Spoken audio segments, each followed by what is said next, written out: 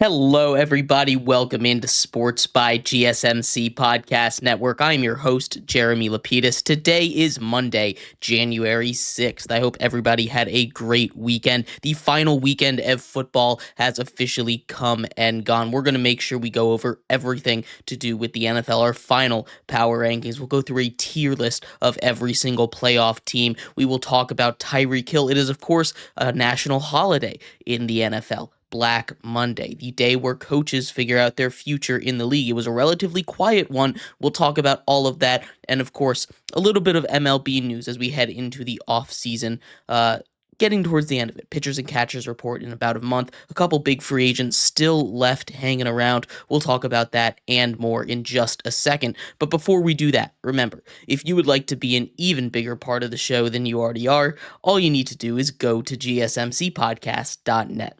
Or if you are on YouTube, you can use that super chat feature. If you do either of those two things, a message should pop up on the bottom of the screen for you, me, and everybody else around the world to see. If you do have a burning question about sports, go ahead and throw that in the comments. Throw it in the chat. I will get to it as soon as I possibly can. I appreciate everybody so much for sticking around, talking some sports with me here on a beautiful Monday, January 6th. But like I was saying, we're going to get into a little bit of NFL football here to start off the day. Black Monday is here. Black Monday, of course, what is referred to in the NFL as the day that most coaches find out whether or not they are still in the running to be a head coach in the NFL. We had just two coaches fired today, that being Jarod Mayo, who actually was fired yesterday, and Doug Peterson. That goes along with three other head coaches who were fired earlier on in the NFL season, giving us 5 open slots at the head coaching position in the NFL. I want to talk about the coaches that did get fired, and I do want to get into the ones that didn't as well, because it was much more of a restrained kind of coaching cycle this year in the NFL. We're going to talk a little bit about Doug Peterson first, because that one's pretty cut and dry. That was a guy that I did not expect to get through the season. He made it through with the Jaguars. I thought he would get fired after their abysmal start to the year. Everything was going wrong in London. I didn't think he'd make that return flight home about halfway through the year. He ends up making it all the way through the year. They, again, get a top 10 pick. It's just not working out the way that they thought it was going to after that one playoff win that they were able to get under Doug Peterson earlier in his tenure. They're going to go out and find a new head coach, but the more interesting one, and the one that I really wanted to focus on, is, of course, Jarod Mayo. Jarod Mayo, now former head coach of the New England Patriots, was let go after just one season, and generally right there, that is a bit of an issue. You don't generally see one-and-dones happen that much in the NFL. It comes with its own special context, right? This is the guy that was hand-selected to be the successor to one of, if not the greatest coaches in the history of the NFL in Bill Belichick. Bill Belichick, who, of course, now has that job coaching at UNC Chapel Hill. They went out and they said, Jarod Mayo, you're the guy. Former linebacker, has been on the coaching staff for a little while. Players seem to like him, and he is one and done.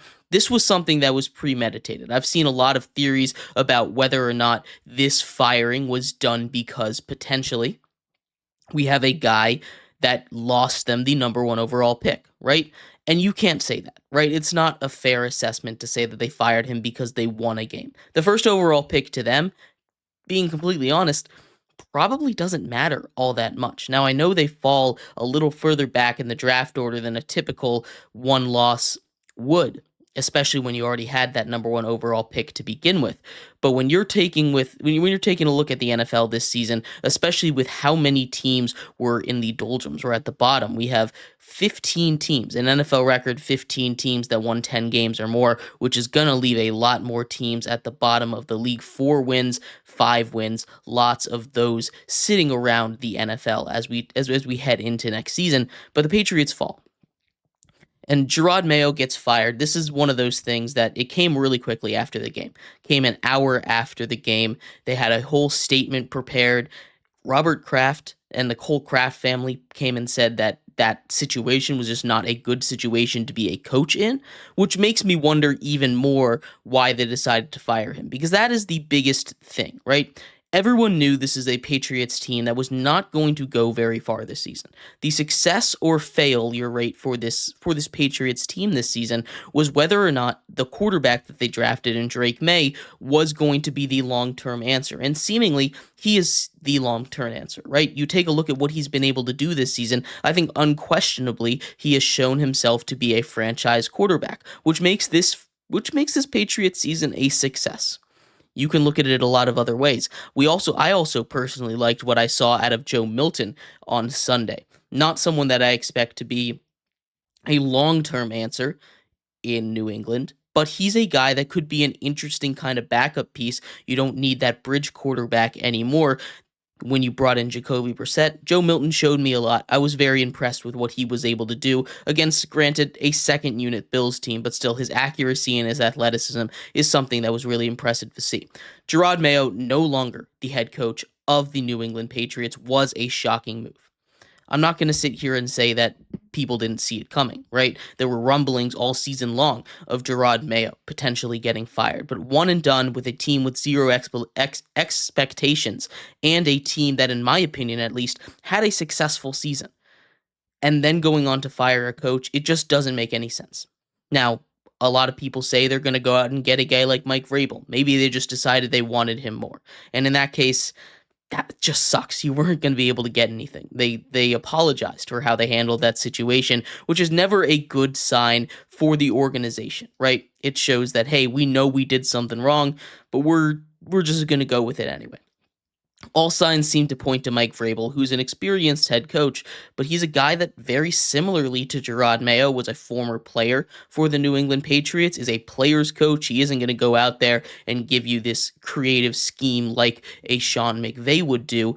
Now, this is not official at all. They're still going to go through the process, go through the interviews, and get everybody that, might be interested or they might be interested in, but all the rumors are this is Mike Vrabel's job to lose. So we'll see what happens over there. But I think a little bit more interestingly, actually, in this coaching cycle was the coaches that didn't get fired. There were a lot of coaches that I think could have gotten fired that instead were held onto. Case in point, the one for the New York Giants, Brian Daboll. Both him and Joe Schoen stay on as GM and head coach. This is coming off of a Giants season that was an undoubtable failure, right? They had one more year. Daniel Jones had one more year to prove that he was the guy, that he was someone that they could build around long term.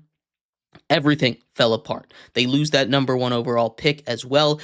The locker room at certain times seems not too happy with Brian Daboll and some of his decisions. Now, personally, I like this decision. As a Giants fan and what Brian Daboll has been able to do, drawing up schemes with the team that he has been given, I'm very impressed with what he has been able to do. Now, again, a 4-win season, it's not great. I'm not going to sit here and go, oh my God, we got 4 wins on a season. We got 3 wins on a season. I can't wait to bring it back. He's definitely on the hot seat, but this is a guy that won Coach of the Year just a couple of seasons ago, and his offensive system is something that I think we need to be able to let ride a little bit. You need him to be able to get his quarterback in. People forget him and Joe Schoen were brought in after Daniel Jones was already in the system. They were given Daniel Jones and said, hey, work with this. Now they get a chance to restart, build the way that they want to. And that's not necessarily going to be with them going out and getting a quarterback in this draft. This is a quarterback draft that,